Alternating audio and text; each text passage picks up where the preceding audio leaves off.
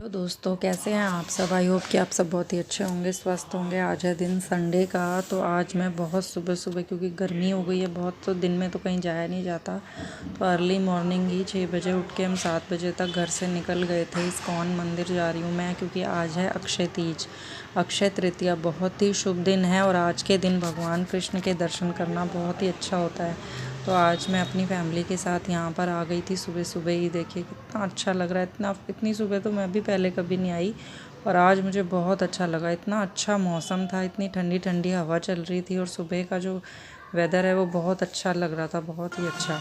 तो यहाँ मेरे साथ आप दर्शन कीजिए अक्षय तीज पे कान्हा जी के, जो बहुत ही शुभ होते हैं। कहते हैं इनके दर्शनों से ही सारे दुख कष्ट दूर हो जाते हैं। और अक्षय तीज पर तो बहुत ही ज़्यादा मान्यता होती है मंदिर जाने की, दान पुण्य करने की, हर शुभ कार्य करने का बहुत गुना फल मिलता है। तो आप भी मेरे साथ इस्कॉन मंदिर में कान्हा जी के दर्शन कीजिए। देखिए कितने अच्छे लग रहे हैं कान्हा जी। आज का तो बहुत ही सुंदर श्रृंगार किया हुआ है। भगवान तो हमेशा ही बहुत सुंदर लगते हैं, पर किसी किसी दिन तो बहुत ही ज़्यादा अट्रैक्टिव, बहुत ही आकर्षक रूप लगता है उनका।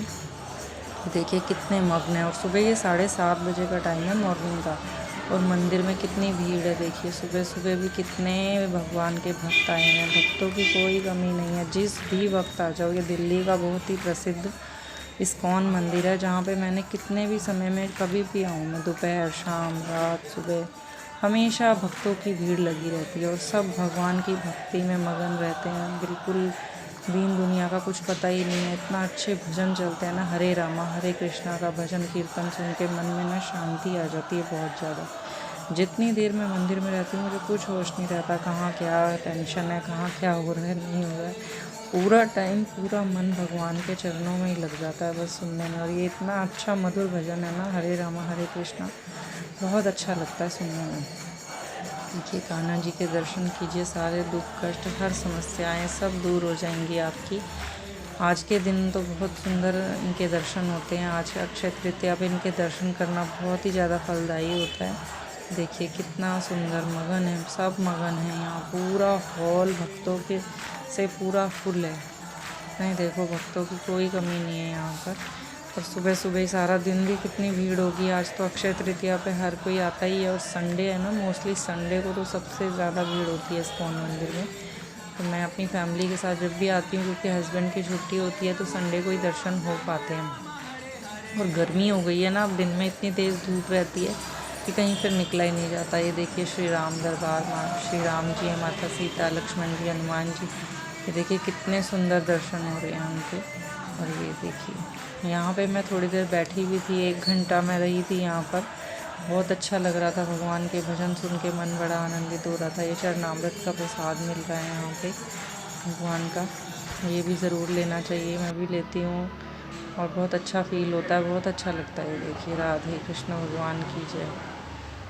दर्शन कीजिए, मंत्र मुग्ध हो जाएगा मन, मन को बहुत शांति मिलती है। आप मैं हमेशा इसीलिए हर ब्लॉग में कहती हूँ आपसे कि आप मंदिर ज़रूर जाया कीजिए, जितना भी आपके पास टाइम हो। जिस दिन छुट्टी हो उस दिन भी जा सकते हैं, और कभी किसी और दिन अगर आपको समय मिले तो आप मंदिर ज़रूर जाया करें। मन में बहुत शांति आती है, पॉजिटिविटी आती है। मन परमात्मा से जैसे जैसे जुड़ता जाता है ना, इस संसार से छूटता जाता है। मतलब रिस्पेक्ट और जिम्मेदारियाँ तो दिल में और दिमाग में रहती हैं कि हमने करनी ही है, बट ये होता है ना कि मन दुखी या परेशान नहीं होता। गृहस्थी है, ज़िंदगी है, ऊंच नीच तो लगी रहती है, टेंशन कभी खुशी कभी गम तो लगा ही रहता है।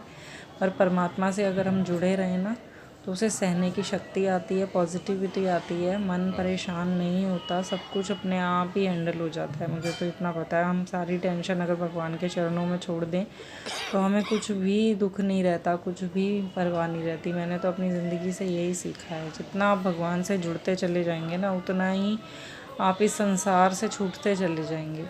मोह होता है ना, मोह वही दुखी करता है इंसान को। हम किससे बहुत ज़्यादा मोह कर लेते हैं तो फिर बहुत ज़्यादा परेशान होने लग जाते हैं। हमें मोह ममता प्यार सिर्फ ईश्वर से ही करना चाहिए। बाकी हमारी जिम्मेदारियां जो हमें ईश्वर ने ही दी हैं वो हमें निभानी चाहिए पूरे दिल से। बट प्यार हमें सिर्फ ईश्वर से करना चाहिए, मोह हमें सिर्फ ईश्वर से ही करना चाहिए। पर हम ऐसा नहीं करते, हम संसार से मोह कर लेते हैं और फिर इसीलिए दुखी रहते हैं। सबसे ज़्यादा दुख का कारण ही मोह है, जो हमें नहीं करना चाहिए किसी से भी। हमें सिर्फ मोह ममता प्यार सिर्फ ईश्वर से करना चाहिए। तो वही ईश्वर का नाम लेने से ज़्यादातर इसी चीज़ का फ़र्क पड़ता है। और भगवान के साथ जुड़ने से ना हमें कोई मूर्ख नहीं बना सकता। ईश्वर हमें हमेशा सबका सत्य दिखाता है, खुद भी सत्य की राह पे चलना सिखाता है और दूसरों का भी सच हमारे सामने लाता है। कोई बेवकूफ़ नहीं बना सकता। जो ईश्वर से जुड़ा हुआ है ना, उसको कोई बेवकूफ़ नहीं बना सकता, उसे कोई मूर्ख नहीं बना सकता, उसे कोई धोखा नहीं दे सकता। मुझे इतना पता है कि वो बिल्कुल सही रास्ते पे चल पड़ता है और ईश्वर उसकी हेल्प करते हैं जगह जगह, हर जगह। यहाँ इतना सुंदर कीर्तन हो रहा था ना, हरे रामा हरे कृष्णा, बहुत अच्छा लगता है। यहाँ पे ये गुरुजी यहाँ पे हैं, सुना रहे हैं कथा।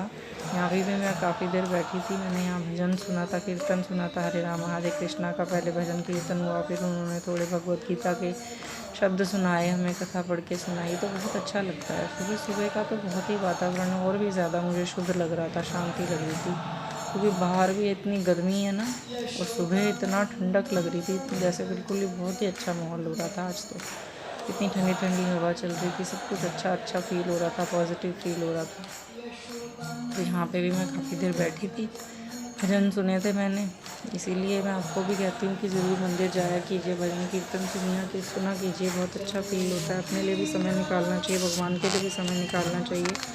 काम भी सब ज़रूरी हैं, घर के भी बाहर के भी, पर ये भी एक ज़रूरी कामों में से ये भी है कि हमें प्रभु के साथ भी समय ज़रूर बिताना चाहिए। पाठ और दर्शन तो हम घर में भी करते हैं, वही भगवान घर में है, वही मंदिर में है, बट ये होता है ना, मंदिर की जो वाइब्स होती हैं ना, वो अलग होती हैं, क्योंकि वहाँ हर वक्त 24 घंटे ईश्वर की पूजा होती है, उनके पाठ होते हैं, उनके भजन होते हैं, तो उस जगह की बात ही अलग होती है। वहाँ पॉजिटिविटी बहुत ज़्यादा होती है, इसीलिए मंदिर ज़रूर जाना चाहिए। तो यहाँ ये देखिए पार्किंग भी है, अगर आप अपने 2 व्हीलर से आएँ, 4 व्हीलर से आएँ तो आपको पार्किंग की भी पूरी सुविधा मिलेगी। मेट्रो स्टेशन भी पास में ही है विनोबापुरी का, वहाँ से उतर के आप यहाँ कैलाश कॉलोनी आ सकते हैं। ये देखिए इसके साथ ही एक पार्क है, यहाँ पर भी मैंने देखा, मंदिर के साथ ही बिल्कुल है। ये कहते हैं मौर्य वंश के महान सम्राट अशोक 273 ईस्वी में उन्होंने जो एक शिलालेख, एक ये अरावली की पहाड़ियाँ थीं, उसकी एक चट्टान पर उस समय की एक ब्रह्मलिपि में लिखे हुए शब्द थे, जो 1966 में यहाँ पर ढूंढकर लगाए गए थे। यहाँ पर ये देखिए अरावली की पहाड़ियों की चट्टान है, जिस पर ब्रह्मलिपि में 273 हज़ारों वर्ष पहले की ये चट्टान है, जिसकी खोज की गई थी और इसे पूरा शीशे से कवर करके रखा गया है। और आसपास पहले जंगल था, बट अब इतना सुंदर पार्क बना दिया गया है और इस जगह को अलग से ही सेव करके रखा है हमारे आगे की जनरेशन के लिए, कि वो देख सकें। देखिए 273, अभी 2023 चल रहा है और 273 ईस्वी, देखिए आप ध्यान से देखेंगे तो हल्का हल्का लाइट लाइट लिखा हुआ आपको नज़र आएगा। तो कहते हैं उस समय 273 ईस्वी में यहाँ पर इस पर लिखा गया था। तो रिसर्च में पता चला था कि ये चट्टान तब की है, अरावली की पहाड़ियों की ये झुकी हुई एक चट्टान है, जिस पर ये लिखा हुआ था ब्रह्मलिपि में उस समय की। और इस पहाड़ पर चढ़ने के लिए देखिए रास्ता है, ये ऐसे बनाया हुआ है। मैं यहाँ पर आई थी, ये भी मैंने आपको दिखाया, एक बड़ी ही प्राचीन चीज़, हज़ारों वर्ष पुरानी प्राचीन चीज़। ये देखिए शीशे में पूरा कवर किया हुआ है इसको, इस चट्टान को। और यहाँ आने के लिए, देखने के लिए, ये देखिए इस्कॉन मंदिर कितना पास में है ना, इस्कॉन मंदिर के बिल्कुल पास में ही है। इस्कॉन मंदिर में कई बार आई हूँ, ये पहाड़ भी मैंने देखे हैं, बट कभी आके नहीं देखा था। हस्बैंड हमेशा कहते थे ये देख यहाँ पर क्या है, तो आज वही मुझे लेकर आए थे कि देखो यहाँ पर क्या है ये चट्टान।